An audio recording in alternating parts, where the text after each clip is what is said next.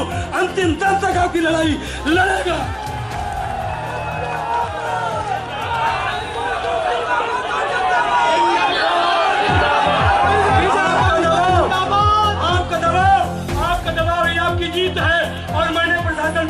DCP साहब ने कहा हमें किससे भी लड़ना है, हमें क्लियर करो, हमें अरे गहरे नत्थू खाने से मिलने वाले नहीं है।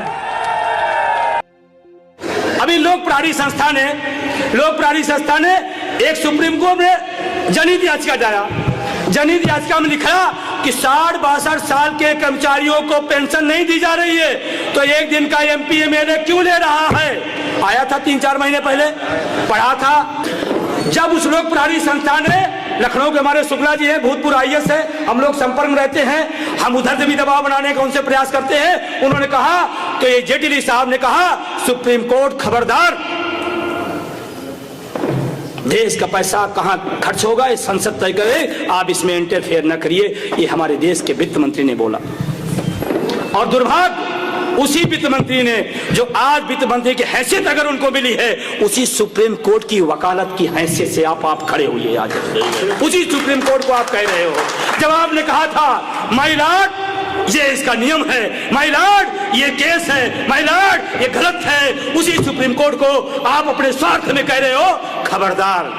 तो मैं कहता हूं, देश का 48 लाख पेंशन बिल कहता है, आप खबरदार हो जाओ। आप मुझे पेंशन नहीं दोगे तो सत्ता भी खींचने की ताकत हमारे में है, हमारे में है। नमस्कार। आज दिल्ली में संसद भवन के अंदर पुरानी पेंशन की बहाली और निजीकरण समाप्ति के लिए तमाम माननीय सांसदों से मुलाकात किया। उनके निर्वाचन के बाद उन्हें बधाई दिया और सत्ता पक्ष से निवेदन किया कि पुरानी पेंशन बहाल करें। और विपक्ष के साथियों से मैंने निवेदन किया, सांसदों से, माननीय सांसदों निवेदन किया कि वो मजबूती से 1 करोड़ जो एनपीएस कर्मचारी हैं, देश भर के शिक्षक कर्मचारी अधिकारी हैं, उनके पुरानी पेंशन की बहाली को रास्ता निकालने के लिए मदद करें। और माननीय विपक्ष के नेता माननीय राहुल गांधी जी से स्पेशली मुलाकात करके उनसे सारी बातें पहले से उन्हें अवगत था। और मेरी मुलाकात के बाद उन्होंने कहा कि नहीं, ये विषय महत्वपूर्ण रहा और पूरे चुनाव में भी बहुत प्रभावित किया है।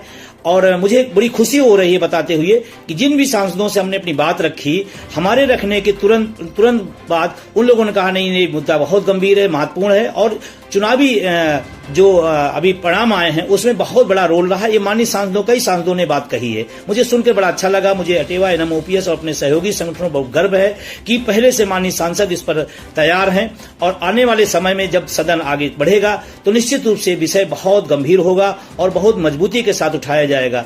मैं तमाम उन माननीय सांसदों का धन्यवाद ज्ञापित करना चाहता हूं और उन सबको पुनः बधाई देना चाहता हूं कि इसी 18वीं लोकसभा की चौखट से पूरे देश के शिक्षकों कर्मचारियों के लिए पुरानी पेंशन की सौगात बाहर निकले, ऐसी मैं अपेक्षा करता हूं। अभी तमाम सांसदों से और आवासों पर उनसे मुलाकात करना है और लगातार जो भी अपडेट होगा मैं बताता रहूंगा।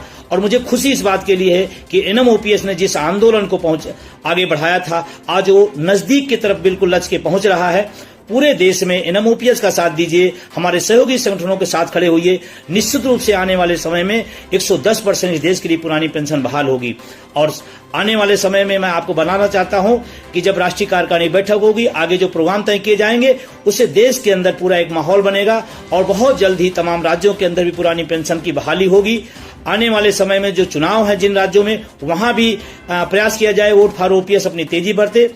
आज तमाम सांसदों के बीच में ये विषय कौतूहल का रहा, ये विषय चर्चा का रहा कि पुरानी पेंशन एक बड़ा विषय है, महत्वपूर्ण विषय है और उनका विषय है जो इस देश के विकास में अपना जो भी सरकार की योजनाएं जाती हैं उसको जमीन पर उतारने का काम करते हैं। तो तमाम सांसदों ने इस बात को रखा और आने वाले टाइम में आश्वासन दिया है कि विपक्ष के लोगों ने कहा हम रखेंगे। जो सत्ता पक्ष के लोग थे उनमें भी ये भाव दिखाई पड़ा कि नहीं, ये मुद्दा है, मैं व्यक्तिगत रूप से उसको स्वीकार करता हूं और 25 साल 30 साल कोई सेवा दे और बुढ़ापे में उसका कोई सहारा न हो। ये तमाम सत्ता पक्ष के लोगों ने व्यक्तिगत रूप से मुझे कहा, मुझे सुनकर अच्छा लगा। कम से कम हमारी नई जो संसद है वो इस पर संवेदनशील होगी और आगे कुछ महत्वपूर्ण फैसले आएंगे, ऐसा मैं विश्वास करता हूं।